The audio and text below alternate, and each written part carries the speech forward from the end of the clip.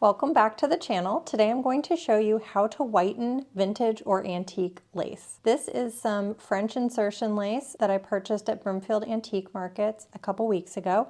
And as you can see, it's dingy and yellow. Here's one that I had previously purchased that has already been cleaned. So you can see the difference in color after something has been whitened again. I have two pieces of this lace. I bought them together from the same vendor and they were sold as a little bundle of two pieces of the same lace. So I'm going to whiten one of them and then we can compare at the end how it looks. I know that these are antique French laces that are made out of cotton.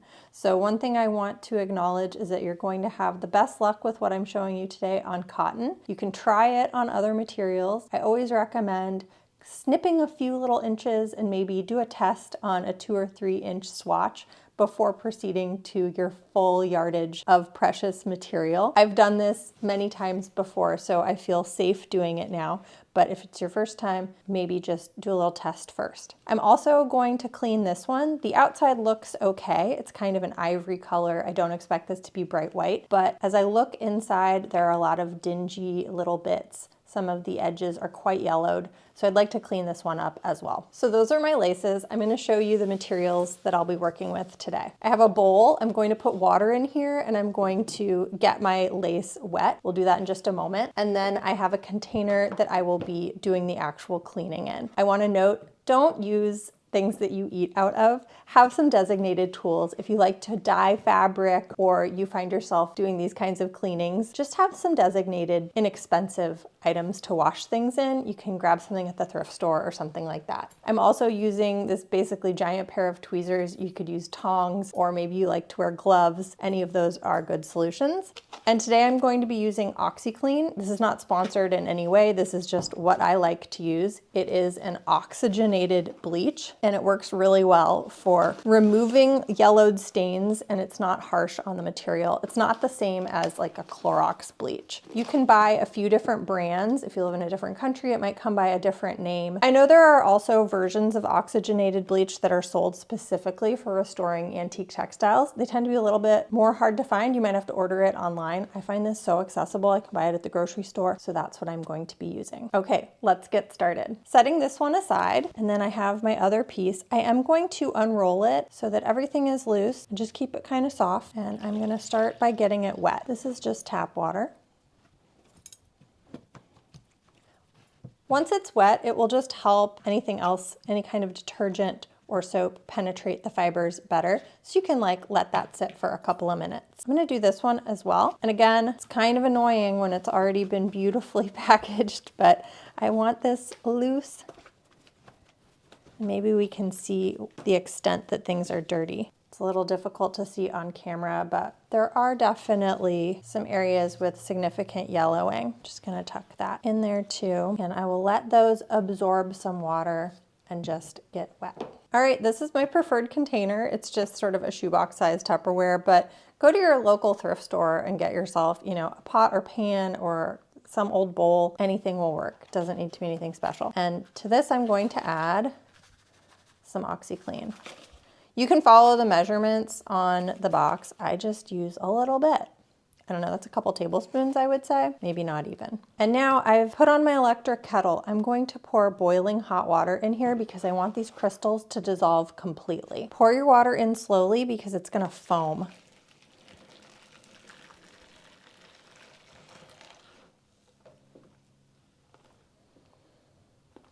You can stir it with a spoon or I kind of just slosh it around in there to dissolve everything. All right, I'm gonna work one piece at a time. Let me get this little guy out of here.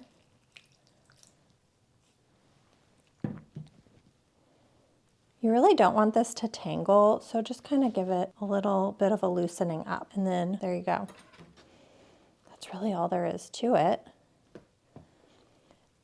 Oxygenated bleach takes a little bit of time to work. Something like this, honestly probably doesn't need very long. I can see it is already getting much whiter. If you have really stubborn stains, you might want to leave it to soak overnight or a few hours. I find with these trims, nothing ever takes too long. You can honestly already see that this one is pretty white.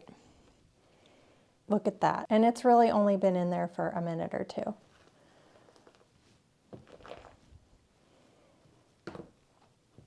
I'm going to leave these to soak for 10 or 15 minutes and then I will come back. All right, it's been a few minutes. Wow.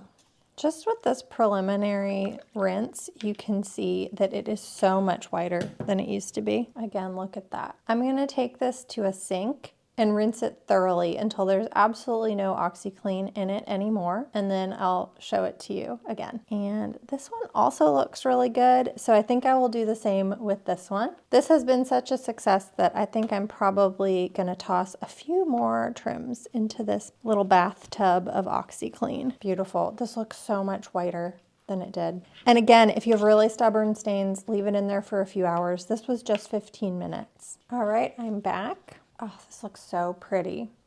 So let's compare it to the before, and there's the after. So that quick little soak in the OxyClean made it just so fresh and bright and beautiful. Absolutely worth doing. I'm going to do that to this piece next. And this one as well. All of those yellowed areas and spots have come out. This looks really fresh. It's so pretty. I love this trim. It's a very fine fabric and I love the large eyelets and the scalloped edge. It's just so pretty. Oh, I'm really happy about that. I like to wait until the trims are about 90% dry. So there's still a little bit of moisture in them. And then I iron them with a dry iron. And as that last bit of moisture gets ironed out, it steams. So you don't need to add steam. And the result after using the OxyClean is very crisp and you'll get just a lovely finish. Yeah, it's even visible on a single layer. Wow. Well, I still have my bath here full of OxyClean and the water does get a little bit dingy, but you can keep using it if you haven't added too much stuff to it. So I'm gonna go ahead and wash this one next and then I will wind these back on their cards and they'll be ready to use. If you want to see a project using insertion lace trim like this, check out my previous video, and then a couple videos back I have my Brimfield Antique Market haul video where you can see where I purchased all of the trims shown in this video. All right, I'll see you soon. Bye.